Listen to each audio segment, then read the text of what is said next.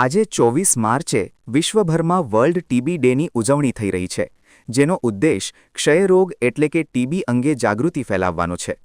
1882માં વૈજ્ઞાનિક રોબર્ટ કોચે ટીબીના બેક્ટેરિયાની શોધ કરી હતી, જેના સ્મરણમાં આ દિવસ મનાવવામાં આવે છે.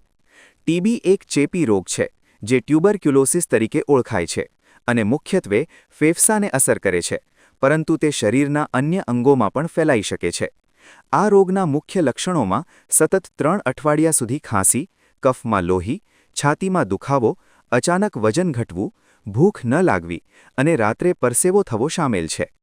ભારતમાં ટીબી હજી પણ મોટી ચિંતાનો વિષય છે, કારણ કે વિશ્વના લગભગ 26% કેસો અહીં નોંધાય છે. સમયસર નિદાન અને નિયમિત સારવારથી આ રોગ સંપૂર્ણપણે સાજો થઈ શકે છે. સરકાર દ્વારા બીસીજી રસી, મફત સારવાર અને 6 મહિનાની દવાઓ જેવી સુવિધાઓ ઉપલબ્ધ કરાવવામાં આવી છે, જેથી ટીબીને નિયંત્રણમાં લાવી શકાય.